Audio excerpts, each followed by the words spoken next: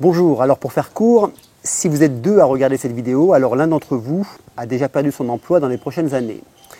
Si vous avez tout votre argent en monnaie, alors attendez-vous à le perdre à court terme.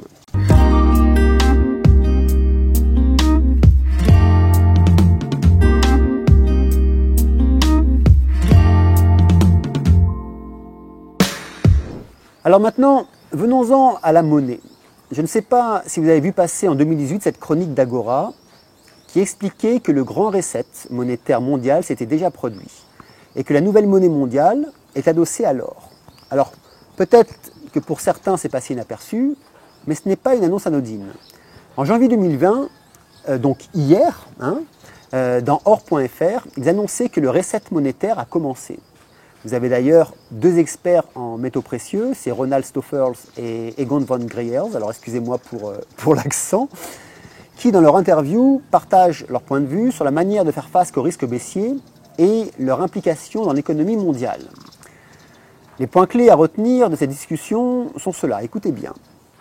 La fin de partie a commencé par des conséquences désastreuses pour les actions, l'immobilier, les dettes et la politique.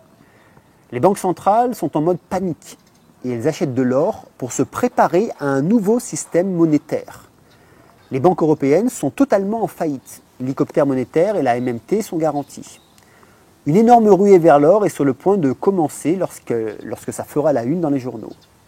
Donc vous comprenez qu'il est essentiel de se préparer financièrement et psychologiquement pour affronter la prochaine crise.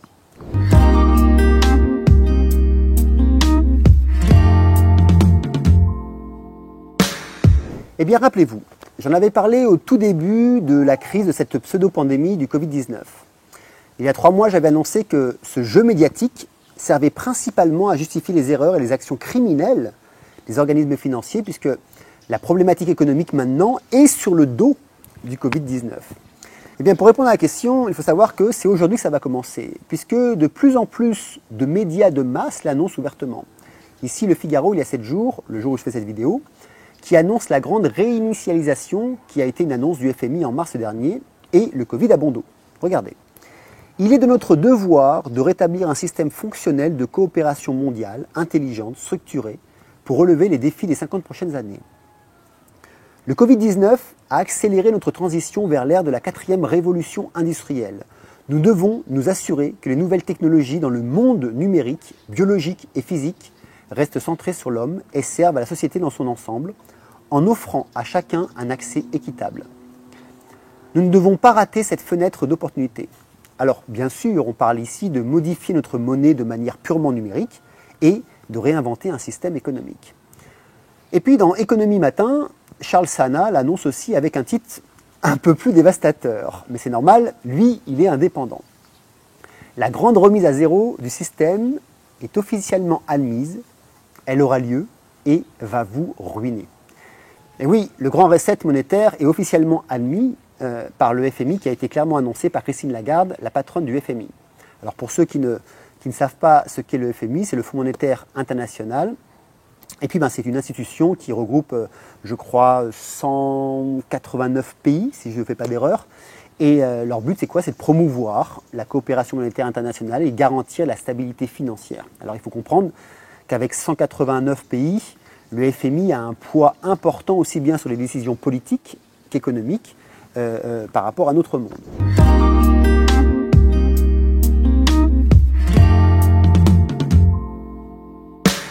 Pour faire court, avec les différentes crises économiques, celle des subprimes en 2008, puis celle du Covid-19, les États ont dû aider les peuples, ont dû aussi aider les entreprises, donc imprimer sans cesse de la monnaie et à des très gros volumes. Donc, la masse monétaire est énorme, ce qui a fait chuter sa valeur. Et oui, tout ce qui est rare a de la valeur, comme ma femme. Mais dès que cette rareté n'existe plus, alors sa valeur diminue. Eh bien, dites-vous que l'argent aujourd'hui n'a plus de valeur. Alors la seule manière de lui redonner de la valeur, c'est de faire une remise à zéro et de créer une nouvelle monnaie. En d'autres termes, les compteurs vont être remis à zéro et vous serez probablement ruiné, sauf si vous faites les bons choix dès maintenant. Les dettes des États et des organismes financiers ne pouvant pas être remboursés, il n'y a pas le choix pour gagner une économie stable, il va falloir faire un reset. Et Carl Descombes, d'Objectif Éco, l'annonce pas plus tard que le 6 mai. Au passage, les États vont saigner les peuples tant que possible, au travers des impôts, mais aussi au travers de l'épargne.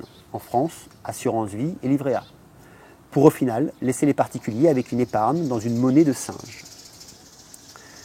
Pour lui, l'euro perdra toute crédibilité et disparaîtra. Les peuples ne voudront plus de cette devise qui a causé leur ruine.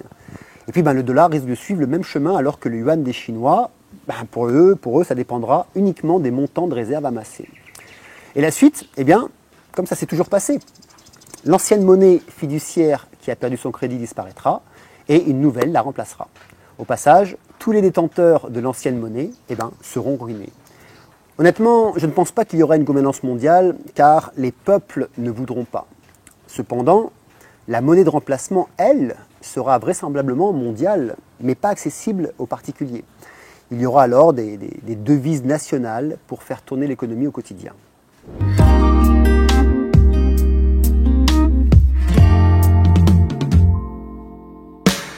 Pour votre argent, il n'y a pas 10 000 chemins.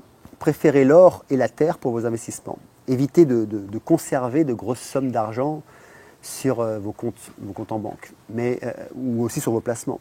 Et puis du coup maintenant, pour votre métier, il est indispensable de regarder tout ce qui peut être automatisé et remplacé dans les 10 prochaines années.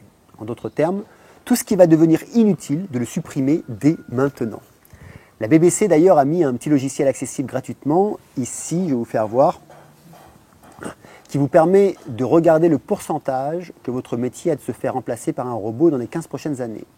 Ça m'a l'air actualisé car si on tape ici comptable, on arrive à 96% remplacé par des robots. Et si on tape barman, on arrive à 77%. Voilà, donc vous avez aussi le lien en description si vous voulez vous amuser. Alors ensuite, pour votre business, ou bien pensez à la reconversion, ou alors changer totalement de management de votre entreprise en passant du mode pyramidal au mode réseau et à des plans à court terme, moyen et à long terme au système de cartes.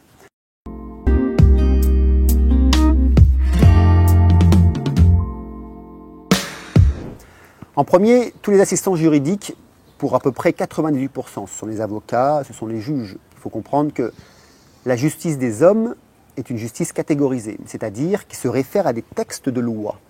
Pour vous donner une idée, en 2018, il y avait en France 10 500 lois et 127 000 décrets, 7 400 traités et 17 000 textes communautaires. Donc même si vous êtes le meilleur des avocats ou des juges, puisque de toute manière vos décisions seront toujours en rapport avec celles d'une loi écrite, il vous faudra aller les rechercher, les lier avec la cause que vous devez défendre ou que vous devez juger. Aujourd'hui, les programmes d'intelligence artificielle peuvent traiter 10 000 fois plus de cas en une heure qu'un humain en une journée et avec 99% de meilleurs résultats. D'ailleurs, les premiers essais ont été faits en août 2019 aux États-Unis. Alors, idem pour les comptables, 94% d'entre eux vont disparaître. Bah oui, n'essayez même pas de concurrencer les machines pour faire des calculs mathématiques. Ensuite, il y a les métiers de serveur pour 94% d'entre eux. Le premier resto robot a d'ailleurs ouvert à San Francisco en août 2015. Puis d'autres ont suivi à Tokyo avec le techno-robot Cabaret par exemple, mais aussi au Népal avec ce robot serveur. Et puis la start-up Beer Robotics a dévoilé son robot serveur en septembre 2019. De là à ce que les cuisiniers se fassent aussi remplacer, il n'y a qu'un petit pas. La bonne nouvelle, c'est pour le contrôleur des impôts. 93% d'entre eux n'existeront plus. Là, je pense que ce n'est pas un problème pour vous, pour moi non plus d'ailleurs. Et un secteur des plus touchés, ce sont les techniciens de laboratoire médical pour 90%. Il faut savoir que depuis 2011, à l'hôpital Saint-Louis à Paris, c'est une plateforme de diagnostic biologique automatisée qui analyse les prélèvements. Elle ne traite pas moins de 1400 dossiers par jour et fournit pas loin de 1 million de résultats par mois. Et ça, à tous les services. Et les cancérologues du Memorial Sloan Kettering Cancer Center utilisent aujourd'hui le Watson d'IBM pour fournir des diagnostics de traitement du cancer. La machine a d'ailleurs étudié 600 000 rapports sur 1 500 000 patients. Et puis, dans la même lignée, 90% des assistants en ressources humaines vont disparaître. Et d'après le BRH, qui est le baromètre des ressources humaines, 33% des entreprises sont équipées d'un système d'information de gestion des ressources humaines. Ça s'appelle le SIRH. C'est soit un logiciel de gestion automatisé de certaines tâches administratives, comme par exemple la paie, les congés, les promotions. L'informatisation des ressources humaines est donc en marche, et puis je dirais que ce n'est que le début. Et suite à l'étude de 2 chercheurs de l'Université du Minnesota, c'est Nathan Kunsel et Dennis Owens, leur analyse de 17 études d'évaluation de candidats révèle qu'une simple équation surpasse de moins 25% les décisions humaines. Alors pour vous donner une autre liste rapide, vous avez aussi les facteurs qui vont disparaître, les livreurs de courrier et autres petites livraisons, les couturières d'usine, les cuisiniers de fast-food, mais ça, à la limite, on s'en fout car on ne mange pas de junk food, n'est-ce pas? Ensuite, il y a aussi les travailleurs agricoles, comme les cueilleurs, les trieurs, les emballeurs, les employés qui rentrent des données, les vendeurs en porte-à-porte, et puis aussi les vendeurs de rue. Vous vous rappelez les kiosques à journaux, par exemple? Il y a aussi les assembleurs électriques et électroniques. De manière générale, il faut comprendre que tout ce qui touche à la précision va disparaître. Les secrétaires, les assistantes, les techniciens de presse, de métiers de triage, les banquiers qui d'ailleurs n'ont presque plus de bureau d'accueil clientèle, les chirurgiens aussi, déjà la plupart font appel à des machines de précision pour faire leur chirurgie. Et puis les métiers que vous devez absolument éviter ou penser à changer, ce sont par exemple les agences de voyage, les broadcasters en télévision et en radio. Pour eux, en 2025, ça sera de l'histoire ancienne, d'après Work and Monies. Et puis il y a aussi les cadres intermédiaires. Alors il vaut mieux être dans les cadres haut placés ou indispensables en compétences que de faire partie de l'intermédiaire. Le monde de demain évitera d'ailleurs tout intermédiaire car les structures pyramidales explosent totalement pour laisser la place à des systèmes en réseau. Mais il y a aussi les caissiers, puis les caissières de supermarchés, mais aussi les caissiers de casinos, et puis les planificateurs financiers, et puis au milieu de tout ça, les fleuristes. Et oui, 25,6% ont disparu entre 2005 et 2015. Et il est prévu encore 16,6% d'ici 2025. Il y a aussi les journalistes aussi qui sont dans le collimateur avec 10% de pertes dans les 10 prochaines années. Mais aussi dans le secteur de la bijouterie, des finitions de meubles, même dans la musique, les arrangeurs en ligne qui remplacent les ingénieurs du son existent déjà et vous permettent par exemple aujourd'hui de sortir une musique sans passer par un studio d'enregistrement. Comme avec l'ANDR.com, eh bien oui, si vous voulez, les ingénieurs du son sont dispo 24/24, 7 jours sur 7. Et puis les nouveaux artistes peuvent maintenant faire enregistrer pour moins cher et plus rapidement, et ça dans le monde entier, jusqu'à ce que, bien sûr, les musiciens soient remplacés aussi. Puis il y a aussi 48% de tous les autres métiers qui vont être touchés, même le boulanger, le fabricant de maison, le poseur de carrelage, le maçon. Bref, personne n'échappera à cette vague d'automatisation et de robotisation. Moi le premier, et depuis déjà plusieurs années, j'ai dû m'adapter pour anticiper demain et changer même aussi mes lignes directives d'enseignement, puisque dans mon métier, des machines le font déjà. Alors bien sûr, le chauffeur de taxi, les transporteurs routiers, les conducteurs de train risquent de disparaître avec les voitures sans chauffeur. Le monde de demain sera un monde bien différent de celui que nous avons connu. Alors je ne dis pas qu'il sera pire ou meilleur, mais juste différent.